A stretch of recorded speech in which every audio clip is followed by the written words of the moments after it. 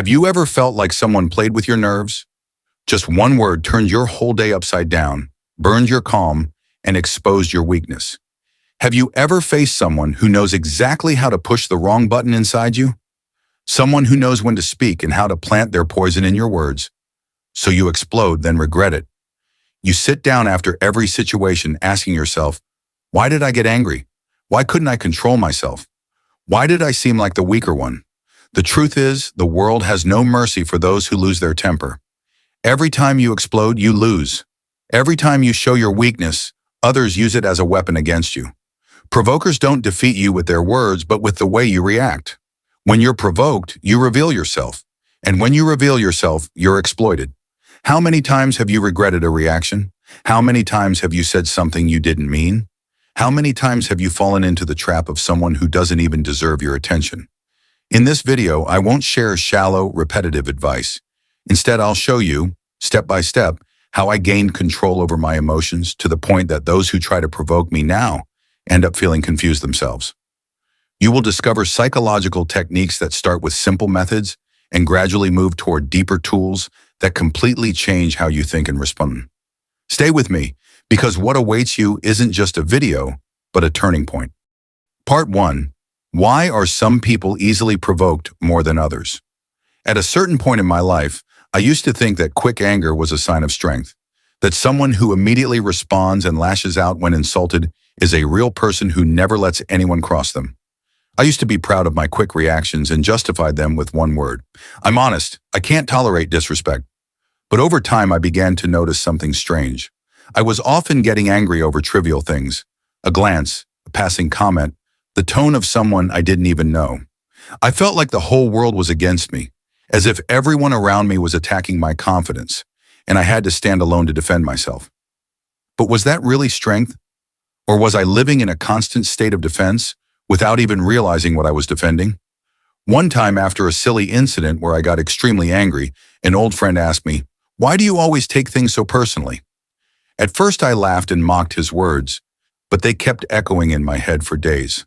I began to ask myself, why? Why do I react this way? What exactly is being provoked inside me? Why do I seem so fragile on the inside, even though my outer appearance suggests strength? With time and experience, I discovered a painful truth. Quick anger wasn't bravery.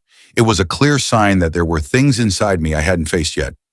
Deep down, I carried a hidden sense of inadequacy, an internal feeling that I wasn't enough. Every comment, every criticism, every careless action from others touched that old wound. I used to think I got angry because others were crossing the line. But the truth was, I got angry because I hadn't set a clear line within myself between what people say and what I believe about myself.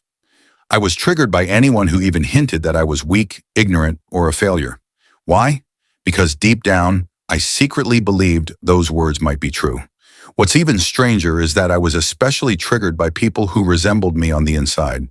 Those who carried the same hesitation, the same anxiety, the same inner struggles, but hid them behind a facade of calm or false confidence. I used to see them and feel they were a reflection of what I was trying to escape from within myself. And that's where the change began. When you realize that provocation doesn't just come from others, but from your own inner struggles. Every time you get angry easily, it might actually be an opportunity to ask yourself, why? What haven't I healed from yet? What old wound have I not allowed to recover?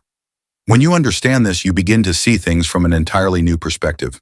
Being provoked doesn't just expose your weakness, it reveals very deep layers of pain, of fear, of old stories you thought were over, but still live inside you, waiting for the right moment to resurface. And the moment you begin facing those stories, something inside you changes.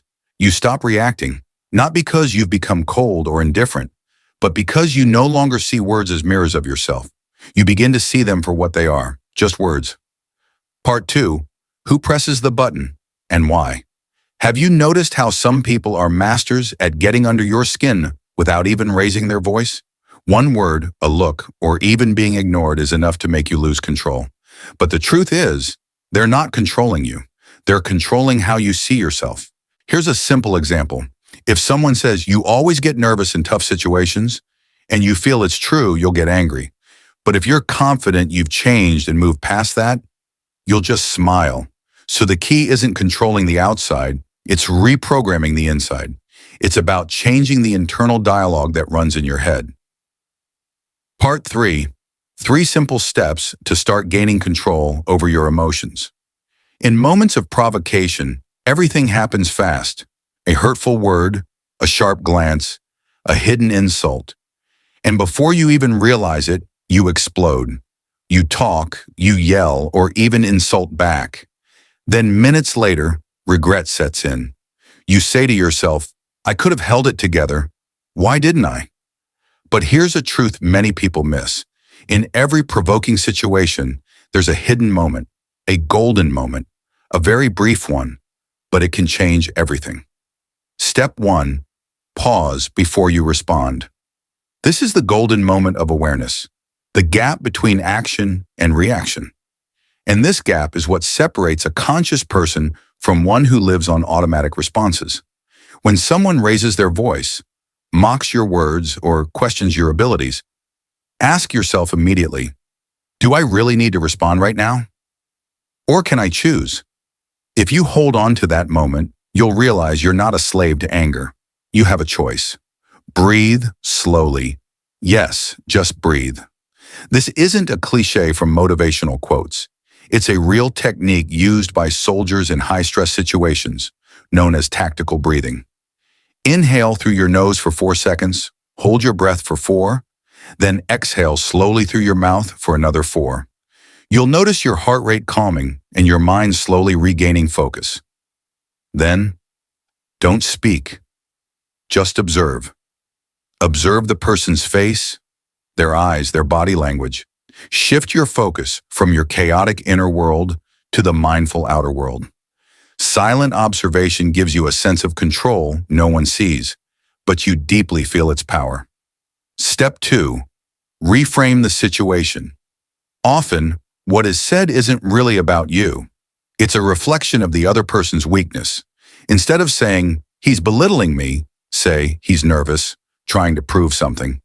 When you change the interpretation, you change the emotion. And when the emotion changes, you regain control. Step 3. Remember your true goal. Is your goal to win the argument, to respond to the insult, or to dominate the entire situation? Calmness is not weakness, it is intelligence. It is a sign of deep inner confidence that cannot be shaken by a single word. Anyone can scream, but the one who can remain silent while knowing they are stronger, that is the person everyone takes seriously. Controlling your emotions isn't just about managing anger, it's about mastering your entire life. Part 4. Deep psychological tools to become the master of every situation. This is where the real transformation began. It was no longer enough for me to just hold myself together. I wanted to go from someone who merely resists provocation to someone who controls the situation on their own terms. I discovered powerful psychological tools used by top leaders, brilliant negotiators, and the world's strongest personalities. These people aren't emotionless. They've mastered the art of emotional management. They know how to silence their anger without raising their voice. 1. The cold repetition technique. When someone attacks you verbally, don't respond with force. Instead, calmly repeat their words back to them. For example, if someone says, "It's obvious you're weak," you respond, "Oh, you're saying I'm weak," but in a calm, almost emotionless tone. This forces them to hear their own words in your voice, and they start to feel how ridiculous they sound. They often begin to justify, backtrack, or simply go quiet. The secret? You're not fighting them. You're reflecting their energy back onto them. You make them confront themselves without even realizing it. 2. The silent stare technique. Look them straight in the eye without saying a word. No smile, no anger, just calm, steady eye contact. Most provocateurs feed off your reaction. When you give them nothing, they get nervous. They can't stand silence because it exposes them. In that moment, their words lose power, and their fake dominance turns into obvious discomfort. 3. The power of the smart exit.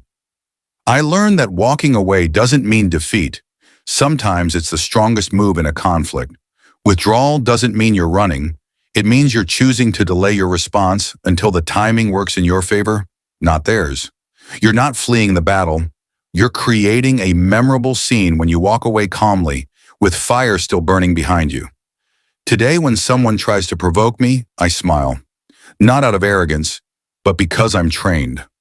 I know that the real battle isn't with them, it's with themselves. And now, I'm the one who decides when to speak, when to stay silent, and when to win. Now the question is, will you keep letting people control your emotions? Or will you start today taking back your power? The choice is yours. But remember, the first step to mastering any situation is mastering the art of staying calm in the storm.